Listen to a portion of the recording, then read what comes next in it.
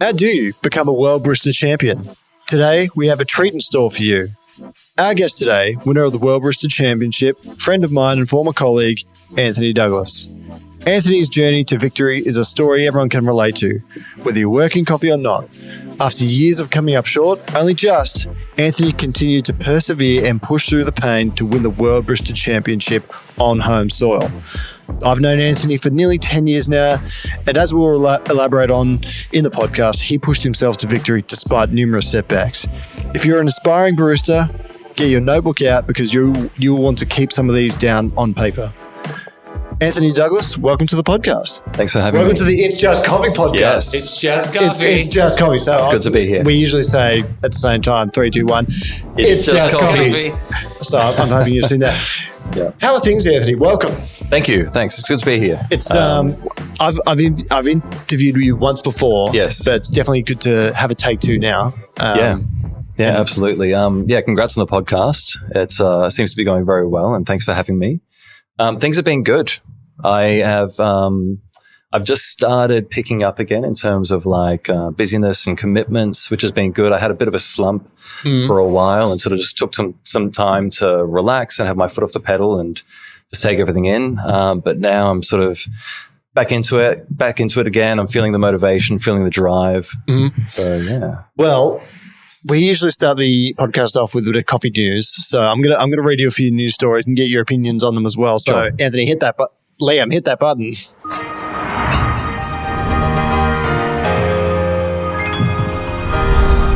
All right, first piece of news. In Australia, we have premiers. It's kind of, if you're in the US, that's like a governor. So it's like the leader of a particular state and or province. So the South Australian Premier, get this, Peter Malinauskas, drinks 6 cups of instant coffee a day. Now, I don't know how he does that, but his quote about this is, when we started living together, Annabelle, his wife, who drinks a dozen of these a day, just started making them around the house. And before I knew it, I was having them then. Literally within a month for me, I found myself having 5 coffees a day. I reckon yesterday on a parliamentary sitting day, I would have had at least 7. So it's a bad habit, but it could be worse.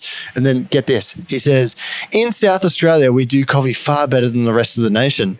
Even better than Victoria, and I say by some margin. It's a little controversial. That's a little controversial. And Peter, if you're listening to this or if you see this, you're addicted to instant coffee, not crack, mate. You don't need to be saying things like that. But yeah, 7 cups. I mean, if you're having a nice coffee, I can understand, but instant? Yeah. Oh, well, we do have specialty instant. I don't know what sort of instant he's drinking. Is it the Moccona? The old jar of Moccona, or the Blend 43?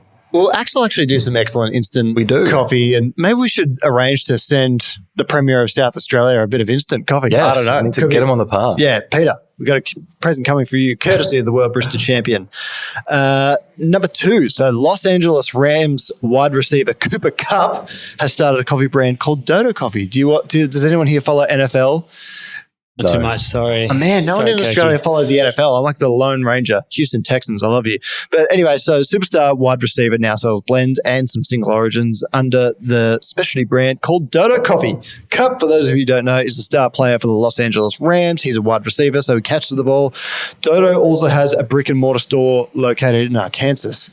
Now, I haven't been to America, but it seems like a few good places are popping up in Arkansas because obviously there's Onyx Coffee. Yep. They're located in Arkansas, and Arkansas is kind of like a smaller state as I understand it. So, I mean, a lot of the pound-for-pound best coffees in America are coming from Arkansas now. So, I don't know. You know how we want Jimmy Butler to come on the podcast? You know Jimmy Butler, the NBA player? I do, yes. So, maybe we should start a campaign for Cooper Kupp because he's one of the best wide receivers in the last 10 years. Yeah. And then the last one, India's coffee production is growing. So there's been a surge in coffee exports. India's coffee exports rose 43% in dollar terms due to higher global prices and a 13% increase in export volumes compared to the same period last year. This, according to investing.com, could also be linked to European buyers who are beating new regulations coming to place, compelling buyers to not purchase coffee linked to deforestation. Seems like the Europeans are going to be contending with a lot there if they're buying coffee because it's like a lot of it, the transparency is quite difficult, to be honest. Yeah. I don't know how they're going to go, but good on India. And I think India actually produces some marvelous specialty coffee. I haven't had much from them recently, but I have heard there's been a lot of push and a lot of innovation and development of their processing techniques, and they're doing a pretty good job from what I hear. India as well is projected to, I think, by 2070 or something, to be the biggest economy in the world. Okay. So they're vastly evolving as a nation. And from what I hear, we had Ross Quayle on not too long ago, and he spoke very highly of the Indian coffee industry. And recently had some visitors here from India that in Melbourne, I should say, that was speaking about, that came to my shop and were kind of saying, look, man, India's booming. India's where it's going to be happening in the future. So, and it's a massive country geographically speaking. So it'd be great if they can do it. But for sure, yeah. Let's get to Anthony Douglas now. First thing I want to ask, what's a World Barista Champion's coffee order? So I keep it pretty simple. I normally order a flat white and an espresso, especially when I'm visiting our stores, because we want to see, how they're both tasting. If I'm visiting another cafe that isn't Axel, then typically if I haven't had food in my belly, I'll generally get a flat white. If I have, I'll generally get an espresso. And if I'm feeling it, I might get a filter coffee of some sort. Yeah, okay. I feel like this is a great thing for your average punter to hear and see, because a lot of people think, oh, I have a latte. I'm not that sophisticated. I should have a black. I should have a long black. I should have a filter. Not the case, is it? You do you. Yeah, well, I mean, of course you do you. But a lot of people think they're too basic to be included in drinking coffee. Oh, no, and then coffee's one of those industries that I think people feel like they're doing a bad thing, or it's a bit too above them if they're enjoying the best of coffee. Yeah, so, I mean, I don't know. But it's good to hear that you enjoy the humble flat white, as do I. If I haven't already said it, you're a World Barista Champion, happened here in 2022. What was your start in coffee? So my understanding is you were doing something else and then you found coffee. So if you could elaborate on that for the listeners, like what the beginning of your coffee career was. For sure. So I began working as a baker originally. I did a 4-year baking apprenticeship. And at the time of finishing the apprenticeship, I was living in Sydney. And I got tired of the late nights and the lack of social life. So I had a friend of mine who offered me a job at his restaurant, which was a Spanish restaurant in North Sydney. And every now and then I'd work behind the deli that they had there. So I'd have a shift rostered behind the deli. And I'd make like 4 or 5 really bad coffees a day, but I really enjoyed the process. I just liked making coffee. So I came back to Melbourne because I missed my family and all that sort of stuff. And when I began looking for work, I just wanted to look for positions where I could make coffee, and at the time it was quite hard to find jobs in specialty because everyone wanted you to have like 2 years experience at least. And I'm like, well, how do I get that experience, So I ended up working in like wrap bars and spud bars and, random places that just happened to do coffee as well, just to sort of get my skills up. And what year is this about? So I started coffee 15 years ago. So this would have been 14 or 13 to 14 years ago. So what, 2010? Yep. Yeah, about that time. And so I did a few years of that, then ended up working in a very high volume cafe in the bottom of a food court. We prided ourselves on how quickly we could serve coffee. So it was about like a 15-second extraction. It was just boom, get it to the customer as quick as possible. Not much regard for quality. Then I worked for another cafe in Camberwell that was sort of specialty. Like it was supposed to be specialty, but I don't think we really understood what specialty was. But we served Axel for a very short period of time. So Axel supplied us for a short period of time. And that was when I first had my specialty coffee sort of moment. I was like, wow, okay, so espresso can taste fruity and it can taste like this and complex. And I was like, okay, cool. I need to work for this company. And that's always an interesting thing because I think some people, if we're to put ourselves in the shoes of the average punter, so you might not be exposed to something like this as much. Did you have a coffee? For me, I had like an Ethiopian or something that tasted like blueberries. You try it and you're like, well, hang on a second. There's something different about that. Was that kind of what happened to you as well? Like there was one particular coffee you remember, or? This coffee was a washed Sadamo Guji. Oh, well, there you go. Yeah. An Ethiopian, and it tasted like blueberries. And it was mind blowing, especially at the time. It was just very new. I'd always assumed that coffee was just supposed to be bitter. Yeah. You know, I didn't know that there was anything else to it. So that was a very big change in perception. And there's some coffees out there where you really don't have to do much to it. You just press the button, the water touches the coffee, it extracts, and then it just tastes excellent. And you know, a lot of those Ethiopian coffees fit that bill. You're good here. Absolutely. Yep. And so, all right. So you got exposure to the Axel coffee there. Was there a conversation that so you said they used it briefly. Did they stop and then you thought, well, hang on, I still want some of that? Is that how it worked? That's sort of what happened. So we changed. At the time, we just didn't really understand specialty coffee. Myself, the owner, the people of the cafe.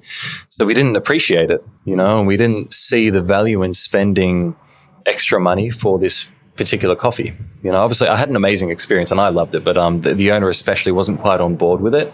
He was like, food is what really makes the money. We don't need to have such expensive coffee. And so when we started trying to cut costs, like coffee was the first thing to change. So we changed suppliers to someone who, wasn't as of higher quality, but a bit of a crowd pleaser. And yeah. All right. So when that change happened, how long afterwards were you thinking, well, I want to make the step into being a full-time specialty barista? I think I was there for another 6 months. And was there ever times where they thought, oh, geez, we could really use your hands to make a loaf here, Anthony, because you had those baking skills. Was there ever times where you were utilised for that as well? No, not at all. Actually, I haven't been asked to make any bread since I finished baking. So, was you specifically just in bread? It wasn't like pastry or anything like that? It was just in bread. I was working for Bakers Delight, so I did my apprenticeship through them. Mm-hmm. So it was mainly like loaves and rolls and scrolls and things like that. But it wasn't any croissants and things we had were frozen. Okay, so what was the conversation that got you into Axel Coffee, which is where you work now and have done for 10 years or so?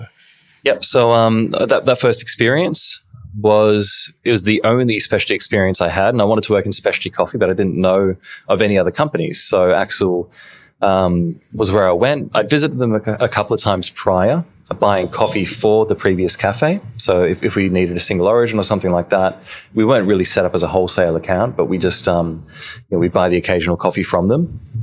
And I went in one day and asked to speak to the boss. And then luckily Dave was around and he came out and we had a conversation about, I just told him I want to work for him. And I think it was coming up to Christmas as well. So he needed staff and they were flat out. And he came out like 5 minutes later with a contract, asked me to fill it out. And then he said, now, is that the easiest thing you've done in your life or what? That is a very Dave thing to say. Yeah. All right. And I guess that's really where it kicked off big time for you. Yeah. Because there was a period there where I worked with you at Axel for a very, very, very brief time at that period. And I think you'd been there for a couple of years. So were you straight away do you have your goal as wanting to compete from when you got there, or where did you see that fitting in with your day-to-day? So when I first started Axel, we had quite a few people competing. We had about 5 or 6 people competing that year, and I thought the idea of it was really cool. You know, I just saw them training and I saw them being supported and, coffee was being allocated to them. And I was like, hey, that seems really cool. I want to be a part of that. I wasn't very confident in like that year to actually compete, but then the next year I decided to give it a crack. Yeah. And I think that's from when you began to kind of when you were really finding a lot of your success. This is before, so you were very successful in the competitions before you won everything. You were kind of in what I would describe as, a lot of people might think disagree with me, but I kind of feel like it was the most competitive era of barista competitions in a single country worldwide, because to qualify for the World Barista Championship, you have to win your own national competition, and you have to qualify for that national competition by beating out regional circuits. And so that, like, for me, that sort of 2015 to 2020 era was just the most competitive era. Probably even started earlier than that, maybe 2013, when you had, you know, your Matt Pergers and Craig Simons and Sasha and Hugh Kelly and all these people, Jay Jennings as well. I think, you know, marvelous baristas. Would you agree that was like there's some people that could all be World Barista Championships champions in their own right?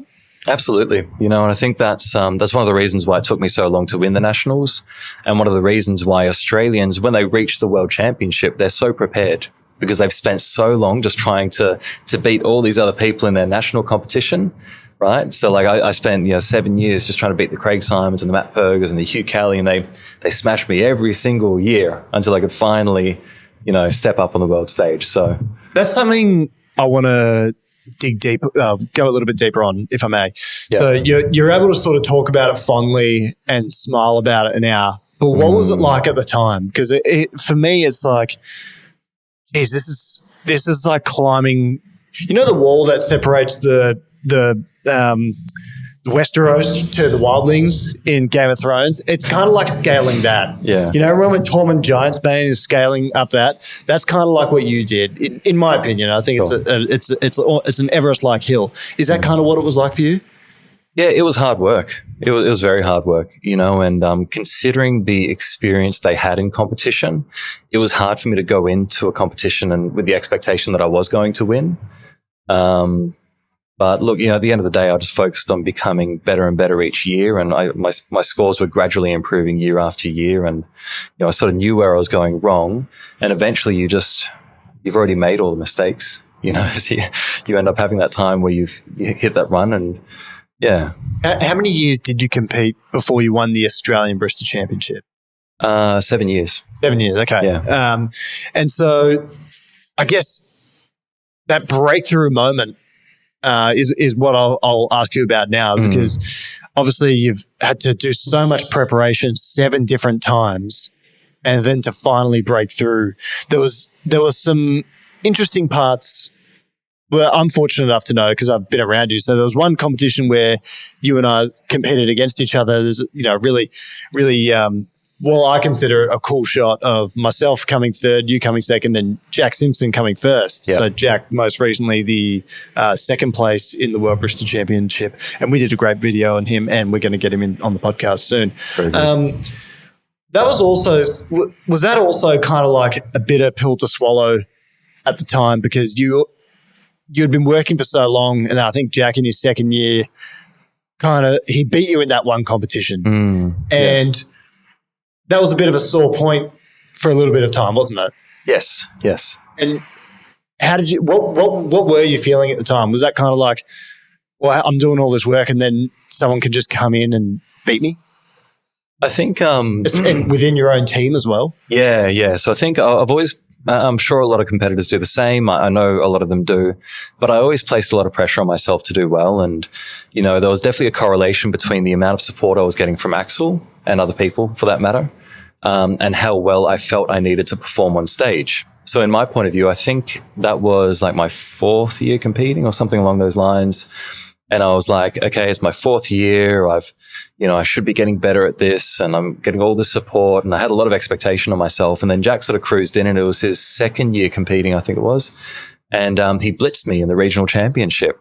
And at the time, it was a really good thing for me to happen at the time, because like it was very painful, but it sort of helped me realize that I had a lot of mental, you know, sort of obstacles to overcome, and mental demons that I needed to work through if I ever was to become a champion. This is a good segue into what I wanted to ask you next, is because I think one of the biggest things that having known you through all this time, and one of the biggest observations that I was able to make was when you won was overcoming the mental element of it. And this is something that everyone listening can sort of take away, whether you're working coffee, competing barista competitions or not. You actually sort of consulted a mind coach. Yes. And a lot of people listening to this and think, a barista competition and a mind coach, that is going way over the top. But I think these competitions are becoming more and more serious every year. It's more and more lucrative to win, I guess, in many ways. More and more people are interested in winning it. And so you took the effort to overcome some things with a mind coach. And so what were some of the things that you were dealing with, and how did your mind coach, Darren, who I was lucky enough to meet as well, how did you overcome them? Yeah. So I think I'd always sort of struggled with a lack of confidence, a lack of conviction, and there were all sorts of mental roadblocks that I'd faced throughout competition. So I became pretty aware of these things early on, and I became very interested in like self-improvement, self-development, and, the importance of mindset and things like that, and the year prior to me winning, I had a pretty rough run. I wasn't taking care of myself physically. I wasn't taking care of myself mentally. And I was just sort of like spiraling, and I got on stage, and when I called time after my routine, I knew I placed second. Like I called time. I was like, yep, I'm second. There's no way I was winning it. And I sort of reflected on that quite a lot, because I knew I had the awareness to sort of know that I was very mentally weak at that point. And even though I knew all these ideas about, mindset, I needed someone to help me sort of apply them and keep me accountable. So that's when I started working with Darren, and we had like weekly check-ins, and we'd sort of talk through what was going on, and he'd sort of help fine-tune thought processes that may be sabotaging me in my preparation. And Darren also is a consummate professional, works with professional athletes, not some guy that you see on your sponsored Instagram feed. Yeah. He's the real deal. Yeah, he's the real deal. Yeah. And so you just noted there lack of confidence. Yep. If you can give one pearl of wisdom, not even coffee related, so we're on this mindfulness now, what's one pearl of wisdom that sort of Darren gave you that you can give to the listener or the viewer? Okay.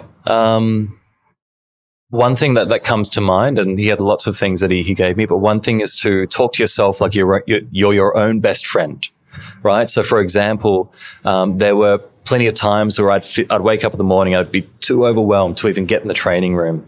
Even the first 2 weeks of my preparation for the World Championship, I avoided the training room like it was a plague, and I only had 5 weeks to prepare in total. So I sort of really prepared in 3 weeks. The first 2 weeks, I was so riddled with overwhelm and anxiety around competition. But what he sort of taught me anyway was, in that situation, let's say you've got a friend, right, who they're not in the training room and they look like they're having a hard time. Would you say, hey, what the hell is wrong with you? You're about to represent your country in 5 weeks. What are you doing in bed? Being lazy, and you're not working, and like, no, that's not how you talk to your friend. You'd say, hey, is everything okay? I noticed you haven't been in the training room recently. Do you want to talk about it? Is there anything I can do to help? So that's something that I realized I had to change within myself, because when I'd have moments like that, my first thing to do is I'd sort of beat myself up and say, Anthony, what's wrong with you? Like, you know what to do. Just do it. Just get over it, And I'd mentally fatigue myself because I'm so hard on myself that it would reduce my energy, and I'd end up taking less action anyway. Right. So there's a bit of a cycle. Yeah. And these are things that I'm going to go ahead and speculate you've kind of carried on into your everyday life even still. Because before we started the podcast, and I hope you don't mind me sharing this, but you said to Liam and I, hey, do you mind if I just have, a couple of minutes, just got to decompress? Yep. And you kind of sat there with your headphones in and your eyes closed for a little bit. Is that kind of more or less continuing on that journey? Yeah, for sure. I think one thing I learned and appreciated through competition is your mindset and the state of mind that you're in when you perform, or when you have a test, or you do a podcast, or whatever it might be, really plays upon your performance, right? So I think whenever I have something important coming up, it's now a bit of a habit where I'll take time to meditate and to really clear my mind, just make sure I'm in the best state to be present and really enjoy it and just deliver who I am. So an important milestone, you think, all right, I want to give the best of myself to this, and so that's when you do it? Is that sort of fair to say? Yeah, exactly. Yeah, I think so. And treating yourself with kindness. Yeah, okay. And it just feels good. Yeah, being your own best friend. Yeah. I like that. That's it. In terms of the preparation now, so a lot of some people listening to this, they may be listening for the first time thinking, what the hell is preparing for a barista competition like? So obviously you got to try and make the best coffees. We've spoken about that on previous podcasts, but what was it like for you preparing for that? Because again, got to win the regional. I think this was a COVID affected year, so maybe you just had the one national that year. I can't remember. Wow, it wasn't that long ago, but I can't remember either. Okay, well, I think we had the regional as well. Right. So there's a regional, then there's a national, which again, you beat some pretty heavy hitters that year as well. So you got your Angus Mackies of the world, Gabriel Tan, who's now had a lot of competition success. Tough circuit to get through. What's it like preparing? One, for the the mechanics of the competition yourself, because you got to remember a 15-minute speech, which pretty tough in the best of times. Then you've got to program yourself to sort of do certain actions within a certain time, remembering that speech, and then also making the best coffee of your goddamn life while doing it. So, what was your methodology and approach to that? So it's one of those things where you start out with a plan, and things fall apart pretty quickly, but you've just got to keep constantly planning and adapting. And, I'm very lucky that I've got the team around me that I do. Dave Macon, Matthew Crowley, Jack Simpson. We spent a lot of time together. And, obviously the first focus is always sourcing coffee, because that's the centerpiece of the routine and also your points as well. It's all about making good coffee and describing it accurately. So we spent a lot of energy in sourcing coffee and samples from different producers and just really leaving no stone unturned in terms of the coffee choice. And then from there, piecing it together with my concept. So the concept that I had sort of been in development for about 4 years, or it had been cooking, cooking away for a while and just starting to figure out, okay, how are we actually going to shape this into a routine? Yeah. And I think as well, when you won a coffee from El Diviso in Colombia. Yes. So it was anaerobic natural sidra. Is that what it was? Yeah, that's right. And it was an intensely sweet coffee. Both through milk, and also a very widely available coffee, which is one of the things. When you won using it, I think I saw it pop up with multiple roasters, which was an awesome thing.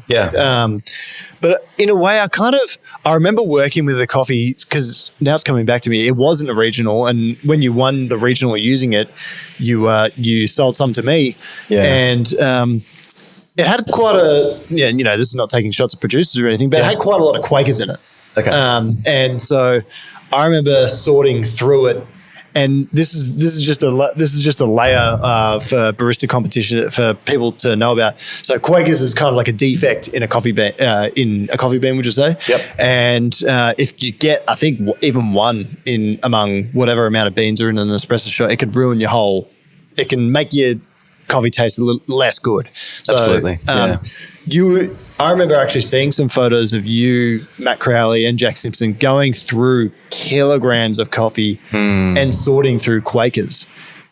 How many hours do you reckon you spent doing that? This is the roasted coffee. Sorry, this is the roasted coffee that's roasted, and you can see the defects, and you're sorting through it. How many hours do you reckon you spent?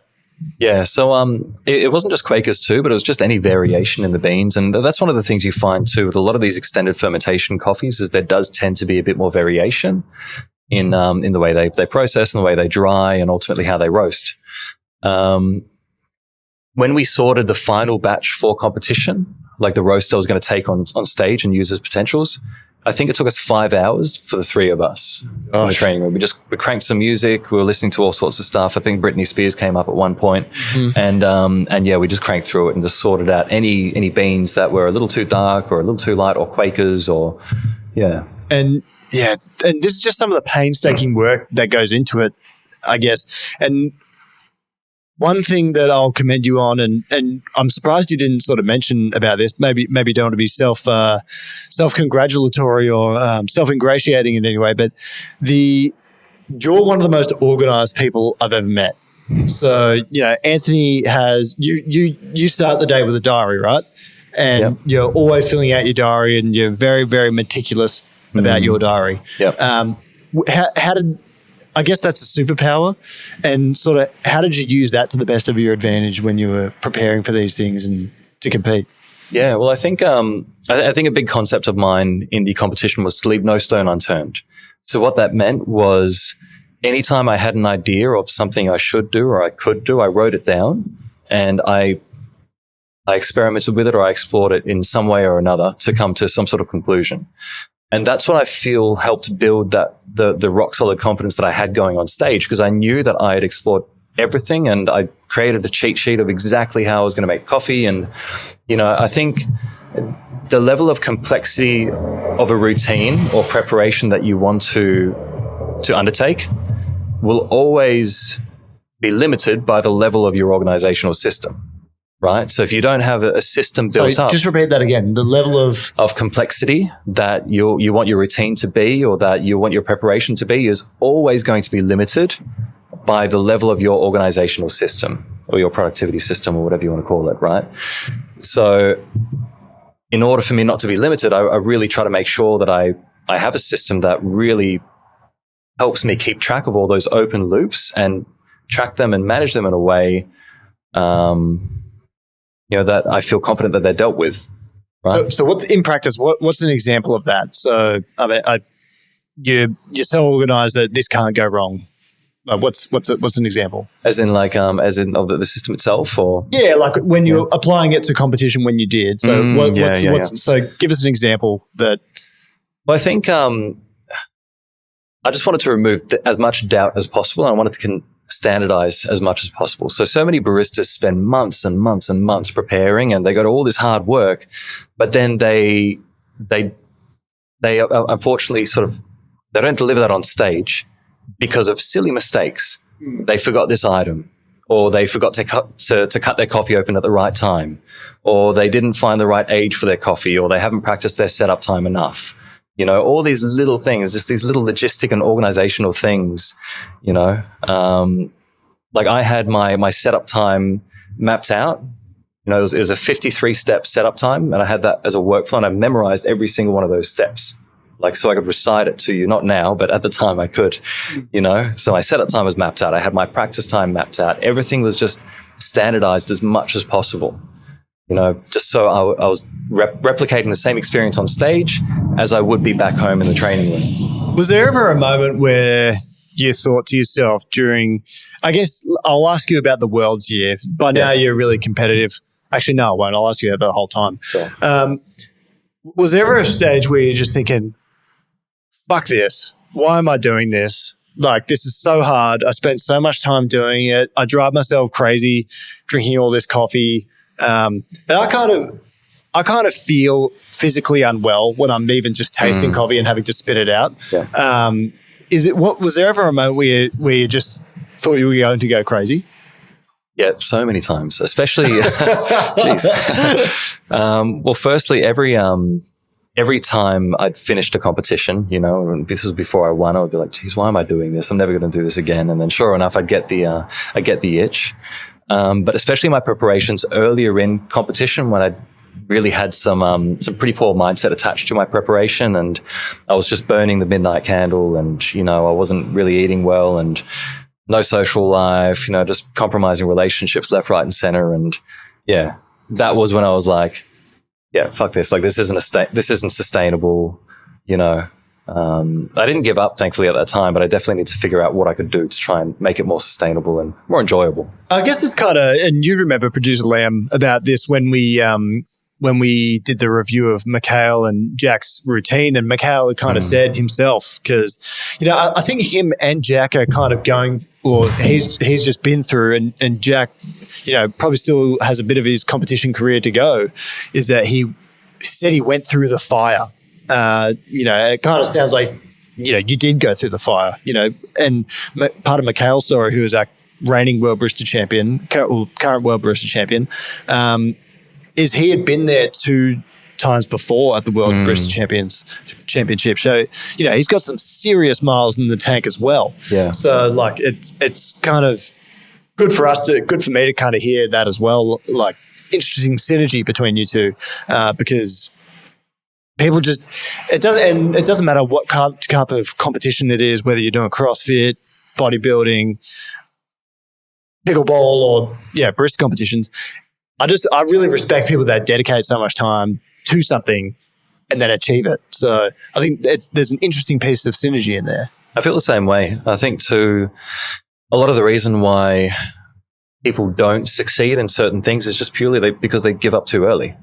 And I'll talk about Ross Quayle quickly because this is my second year competing. So my first year I humiliated myself because I had no idea how to compete, how to prepare. And I was like, I'm never doing that again. So I worked pretty hard the second year and I got some decent results. And Ross Quayle said to me that night at the after party, he was like, mate, whatever you do, don't stop. I don't know when your time's coming, but it's coming. Okay, trust me. And that sort of stuck with me. And I sort of thought too, I was like, well, the only way I lose is if I quit. As long as I keep competing each year and correcting my mistakes, I'm not going to lose. Like the only time you really fail is when you give up. So I love hearing these Ross Quaylisms because we've had the Quayle on the show, and he's kind of someone I always say about him when I describe him to other people, and he's been a great mentor to me. Is that he could sell you your own house. We need a book with his quotes. Oh, we should put something together. It's almost like we could have a Ross Quayle segment. Quailing. the quailing. So because I call it getting quailed because he's got these very imparting words that he gives out. But that's awesome to hear. How he said something that impacted you. We recently did a podcast about the sort of SCA kind of announcing that they had disqualified some producers for cheating by using infused coffees, I think it was, or they were saying that had foreign additives that were not part of their natural DNA. And they included the thermal shock process in that sort of wording. And I thought, it's a bit harsh. It kind of reminded me of, well, not really reminded me, but when you won the World Barista Championship, in the aftermath, there were some people from Australia that kind of not accused you, but sort of said things about, you used a doctored coffee, you used an infused coffee or whatever, which I never thought to be true because you can always taste. You can taste exactly what it tastes like to have. You can. Yeah. It's got this sort of borderline alcoholic flavor, kind of powdery. I don't know, kind of like a jube. I don't know. But there's a distinct taste about it. Absolutely, and you also it smells very different to how it tastes as well. So it will generally smell quite good, and you can smell whatever it's been infused with, even on the green. But then you taste the extraction, and if it isn't extracted very well, there's a total disconnect between the two. Yeah, and so. What was it like after you had won to kind of hear your peers saying that about you as well? I mean, you're a very stoic guy, and I'm sure you dealt with it quite well. But was there part of you that was disappointed? I think that's the best word for it. I wasn't angry. I wasn't upset. I was just disappointed. Because it just, especially people who I have a level of respect for in the industry, and they compete themselves and. The fact that they would slander someone else's work, like myself or a producer, or insinuate that myself or the judges on stage couldn't recognize that it wasn't infused coffee. And, I was just disappointed, Yeah. And part of the interesting part of this as well is that in the sort of SCA Panama thing, I feel like when they said thermal shock, it kind of was like, okay, that's a big shot at some Colombian producers. I kind of just put too many people under the same brush. You know what I mean? Maybe they're right.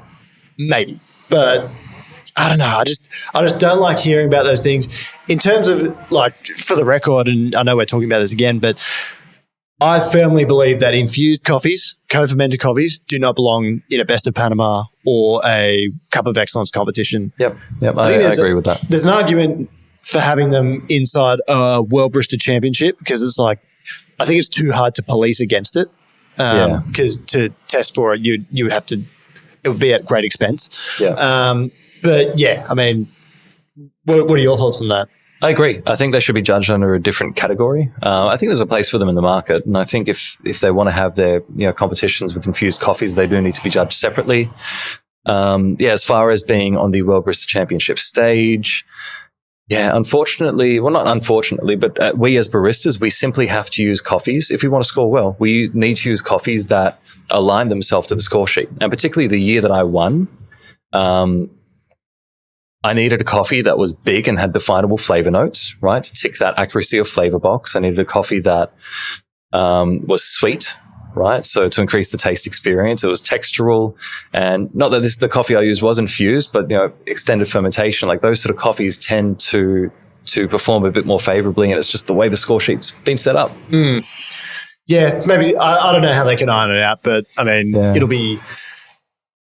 Maybe it gets used. I don't know. We'll see how it goes. Sorry, did you have something? I was just about to say, on that note, though, I think the change to the score has allowed a lot less subjectivity around flavor notes and things like that. So I think we are seeing the ability for people to use more washed coffees. Michaela won with the washed coffee for his espresso course, right?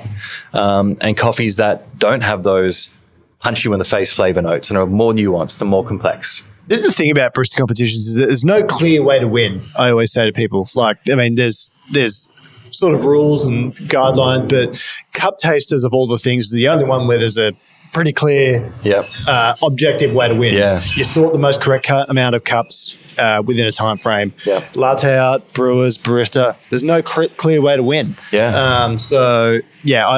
That's one of the toughest things about it. But I must press on. Sure. I had a question that's just burning on my mind I want to ask. What's your vision for the coffee industry for the next 10 years? So you're someone that a lot of people would look up to in the industry, and you're probably, get invited to view a lot of things, get exposed to a lot of the best equipment nowadays. What's your vision for the industry going forward? What do you want to see more of? I think what I want to see more of, and what I see there being more of, is sort of some of the stuff that you do and you have been doing with Sub-Zero, those extended menus and, ideally just a better execution of those menus, not from your part, but just in general. I feel like a lot of people try to emulate that wine bar experience, but, coffee being what it is, it's not a bottle that you open and serve. There's so much room for error on the barista's part, which can lead to disappointment. So I do see more of those experiences happening at a much higher level. And I think, tools and innovations and developments over the years will hopefully facilitate that. So that way we can accurately represent, coffees in a menu such as that. That's an interesting point, because I feel like coffee is one of these industries where the more effort that you put in, the more barriers you want to break and more innovations you want to make. People, for some reason, pick on the coffee industry for wanting to grow and be better. I don't hear anyone saying that about wine or beer or food. But if you want to push yourself in coffee, then a lot of people think, oh, that's wanky. Hopefully that's a stigma we can break down one day. I think a lot of that stems, and this is just my own opinion, I think a lot of that stems from the disappointment that a lot of people have faced having specialty coffee experiences. Like I've been to cafes and I've had a barista push like a $20 geisha onto me, and I'll be like, oh, all right, go on. And they'll serve it to me, and it doesn't live up to the expectation that they say it will. And then how are people supposed to appreciate specialty coffee if it's not being represented properly in the cup? So I think there's a lot that needs to happen, on that side of things first, to start that paradigm shift and start changing people's way of thinking. One other question I needed to ask was, who were some of your idols in the industry when you were coming up to your World Barista Championship win, and who influenced you greatly? Yeah. Well, first and foremost, my boss, Dave Macon. So he's an absolute legend. He's a two-time Australian champion, came second in the world in 2008. So working under him was incredibly inspirational. And Craig Simon as well. He's an absolute freak when it comes to, being a barista and roasting and just all things coffee. He used to frustrate me a lot in the past, where we'd make coffee together and his coffee was it would blow mine out of the water, at the same We had him recipe. here a few weeks ago. He made me an awesome coffee. He's insanely good at what he does. So he motivated me a lot and was a big source of inspiration. Guys like Matt Perger, Pete Licata, and of course the people around me at the moment, Jack Simpson, Matt Crowley. I'm very fortunate to have worked with a lot of amazing people across my career. Can you name one person alive and one person dead that you'd love to have coffee with? Yep. One person I'd love to have coffee with who's alive would be Tim Ferriss. So, are you familiar with Tim Ferriss? He's the what does he do? 4-hour work week. 4-hour body. I know him. I always He's post about him on LinkedIn. He's got a very successful podcast. And he's a very smart guy. And especially when it comes to things, productivity, which you know I'm into, he's all about how can I do things more effectively, more efficiently. And yeah, so I respect him a great deal. All right, Tim, coffee. Anthony wants to have a coffee. Let's make it happen. Let's make it happen. Yep. Someone who is currently not alive. That is a hard one. Yeah, it's not something I think about every day. If I were to give a not alive answer myself,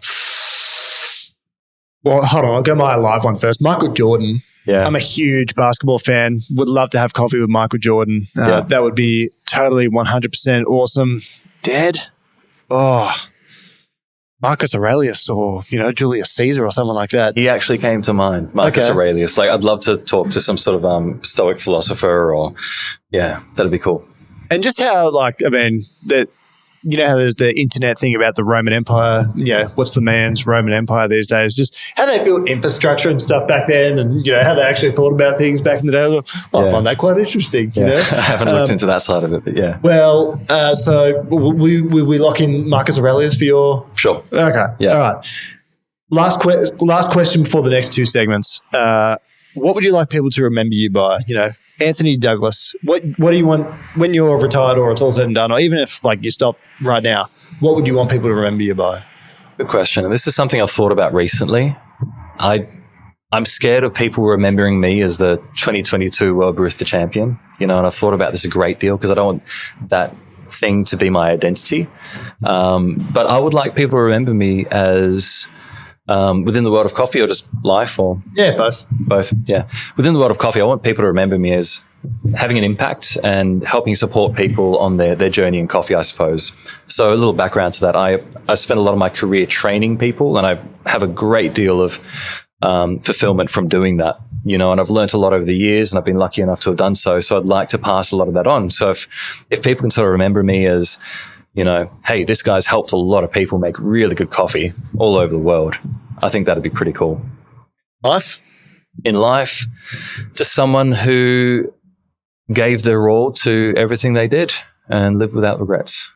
I like it. Yeah. Well, one of our I've got two more segments to get through. So the first one is rapid fire questions. So I'm going to ask you about 20 questions. Should I be scared? No, we got to try and answer them within a minute. Okay. So producer Liam's going to hit the button. Are you ready, Anthony Douglas? So ready. All right, let's hit it. We're going to bring the heat, make it a little stressful for you. It's just questions. Here we go. And your time starts now. Coffee order. Flat white. Washed or natural? Natural. Co-fermented, yes or no? Yes. Geisha or Katura? Geisha. Colombia or Panama? Panama. Ooh. Filter or espresso? Espresso. 7-Eleven or Coles coffee? Coles. Instant or McDonald's? Instant. Beer or wine? Wine. Halal snack pack or McDonald's hotcakes? Halal snack pack. Favorite Bee Gees album? Don't have one. Best coffee podcast ever? It's just coffee. Most underrated coffee venue in Melbourne? Underrated coffee venue. God, that's a hard one. Maybe Core Roasters. Okay, favourite sport? Billiards. Best dinner in Melbourne? Best dinner in Melbourne. Gimlet. Best breakfast in Melbourne? Udom House. Coffee country you don't buy from that you want to? Sorry, that was not meant to be in there. I'm gonna ask you three more just after the siren. Sure. Xiaolong Bao or ravioli? Ooh, ravioli. I knew you'd say that. You're a Xiaolong Bao guy, right? No, because we were just having a discussion with Sonam about, would you go Xiaolong Bao? Is that what I say? Is it Xiaolong Bao or ravioli? I answered ravioli. He's like, Anthony's going to say Xiaolong Bao for sure. And then I was like, nah, he's going to say ravioli. Best barista you've encountered? I guess we'll take Craig Simon or? I think so, yeah. Him or Dave Macon. It's very hard. Last day on earth, what coffee are you having? So, not just a flat white espresso. What the farm? Yeah, honestly, it would have to be Jack Simpson's Jamison Savage, his Finca Nirvana. That was mind-blowing. Yeah. So good. Finca Deborah bringing the heat this year. Deborah, yeah. One of the best farms, probably the best farm in the world, I guess you could say right now. Yeah. Now, the last segment we have every week is the now infamous extra hot take with 2 sugars. I kind of want to finish I want to finish on a high, so we'll go with yours. Okay. So I'm going to deliver my extra hot take with 2 Sure. sugars, if you don't mind. Yeah. Liam, it's getting hot in here.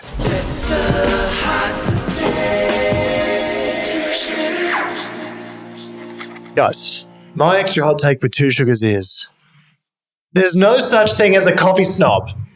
There just isn't. The difference is you like bad coffee or you like good coffee. You're not a snob if you enjoy something good. If you want to drink coffee that tastes like an ashtray or is objectively worse, that's fine. Yeah, I'm not here to judge your life choices.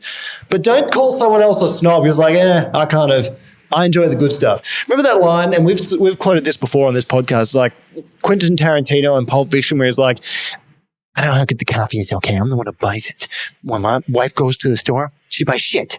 I buy the good stuff. There's no such thing as a coffee snob. Get it out of your dirty mouths. That's my hot take with 2 sugars. Very good. Do you agree, disagree? I agree. Yeah, for sure. I'm not a snob. I drink coffee for convenience as well, just as much as I love the good stuff. Every now and then I'll have an instant Peter Malinauskas style, so to speak. If I'm to get, I'm cool these days. I know what the kids are up to. I can do the pop culture references. You got to slay a few dragons to get the princess. Wink, wink. So every now and then I do the unspeakable, and I have a dodgy coffee. So, but I prefer the good ones, and I'm not a snob for it. That's my extra hot take with 2 sugars. Anthony? Very good. Very good. Do I have a time limit for this, or? No, just No time limit. down the barrel. Down the barrel. Tell the punters, tell the people. Okay. All right. So when you asked me to do this, I had a few things I was thinking of. And I think the biggest one that comes to mind is this. So my hot take with 2 sugars is Barista Championships don't necessarily showcase barista skill. Ooh. You're kind of shooting yourself in the foot there because you're a World Barista Champion. Let me add a bit of context as well. So not all the time. Sometimes they do, but not all the time. So we're at a point in the competition now where we have tools distributing the coffee for us. We have tools tamping the coffee for us. We work with the coffee for months, fine-tuning and adjusting every little variable. We have world-class coaches holding our hand and guiding us through the process. And not everyone has this, so I think this makes it not very accessible, makes competition not very accessible for a lot of people, and doesn't necessarily reward people for the skills that they have as a barista where they might not have those level of resources. Even in the, let's say the finals or the semi-finals as well, I've seen barista competitors in their practice time, this is at the world level, and the coach is dialing in the coffee for them. The coach is telling them what the descriptors are. The coach is saying, hey, try this yield or try this temperature, and the barista is more or less a puppet. And at least in my opinion, that's not what these competitions are about. That's not what being a barista is about. So that's my hot take with 2 sugars. And I can add a bit more if you like. Oh, let's get an alarm, then we'll get some sprinkles on top. Okay, so that's what I feel part of the problem is. As for the solution, I think we need to introduce some sort of open round or open service like they do for the Brewers Cup. So a compulsory round. Exactly, a compulsory round, sorry. So there are so many baristas up there who, if you give them a black bag of coffee and 15 minutes to dial it in and develop descriptors, they would do an amazing job. I think we need a round like this that combines with the round of the performance, right? So we're not just judging the barista on this performance that they've immaculately, put together, but we're also basing them on, can you dial in an unknown coffee using a manual tamper, no distribution tool, and can you describe it how it tastes? This is our first. Usually we say extra hot latte or extra hot coffee with 2 sugars. This is an extra hot cappuccino with 2 sugars, if I may say so myself, because you did the coffee, then you put the sprinkles on top. The foam on top and a bit of extra chocolate. I like it. If I can add a little bit more as well. It's double shot. No. I just want to clear it up. I want to wrap this up nicely. I love the competition. I love the format that it's at. And I think too, with the current format, it encourages creativity and it really helps us push the industry forward. And I've gained so much through competing. I've gained so much through the current format of competition. I think it's perfect. I think we just need to add a little something else just to help recognize Make it perfect. barista skill. Exactly.